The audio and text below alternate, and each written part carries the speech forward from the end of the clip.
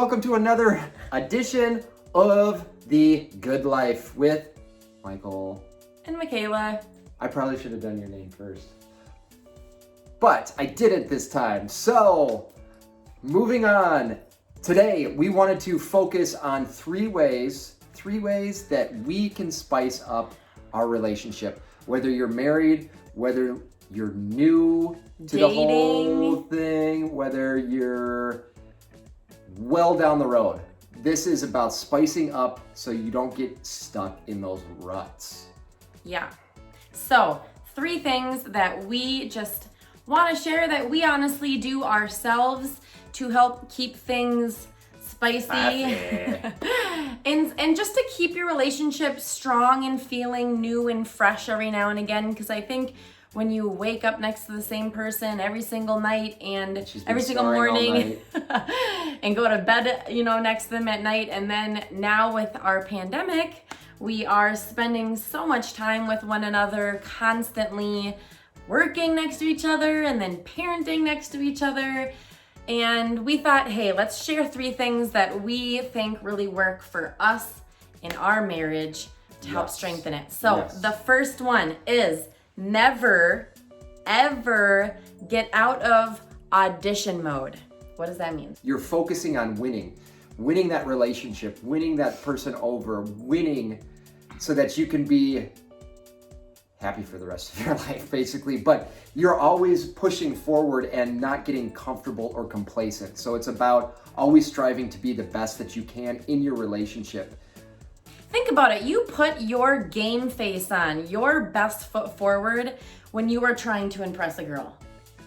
Yes. Okay? Or when you're trying to impress him or her or whatever. You know what I mean?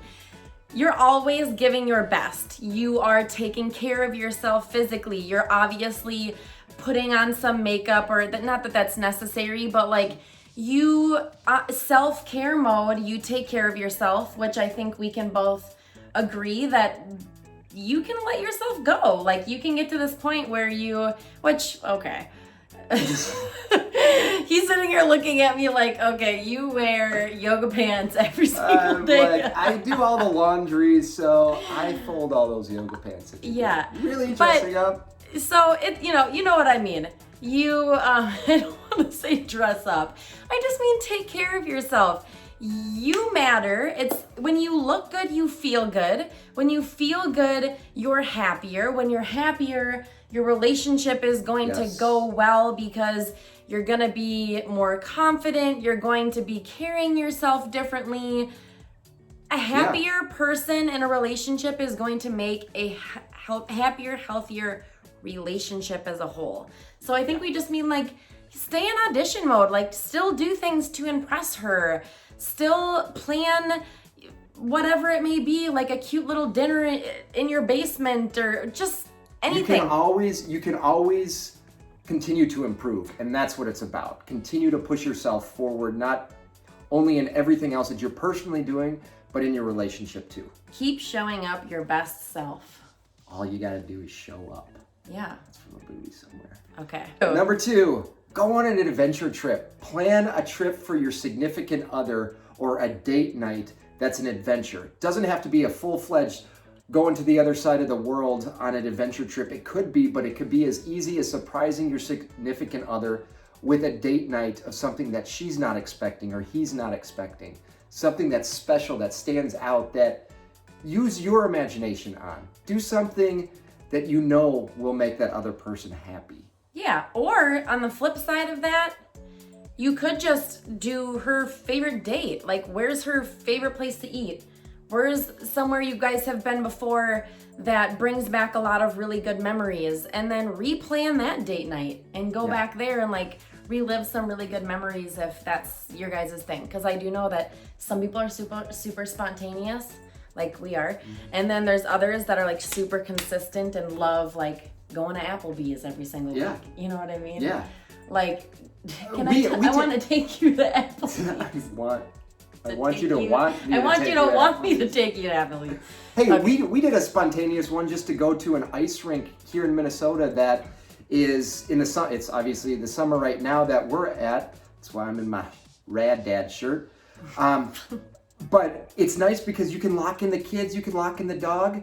We can have a picnic while we just say, go down there, run, do laps with the dogs, and we'll drink wine together or we'll champagne. Just have some champagne.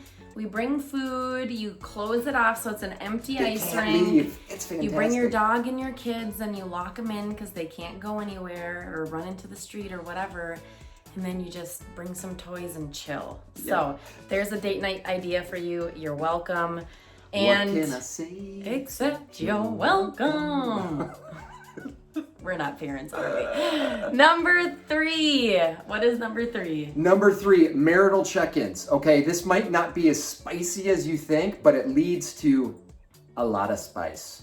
And what I'm saying is check in with your significant other every week. Find a day each week that works and be consistent and stick with it. The reason you do this is that you're never off of the same page.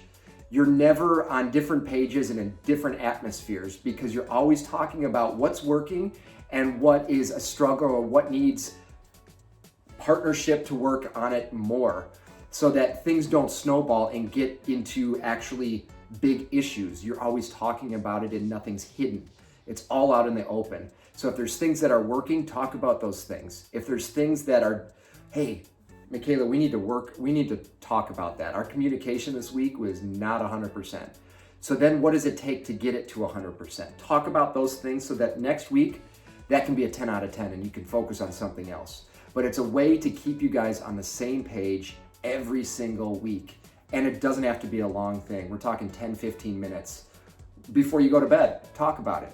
Yep, and it's a couple of things to that. It's really good to get into a space that is quiet, that your children are not climbing all over you and yelling for your attention. If you guys do have children, get into a safe space where it's quiet and you guys can have face-to-face, eye contact the whole time, phones away, radios turned off, TV's off, and you have quiet time with your significant other for that. And then also just a reminder that during that weekly check-in, like I said, it's a safe space. Like that is your 15 minutes to an hour, however long it takes you to have that conversation, to be open about whatever's going on in your life. How I feel, use I statements. How do you feel? Are there things that were going really well for you personally that you want to celebrate during that conversation with your spouse?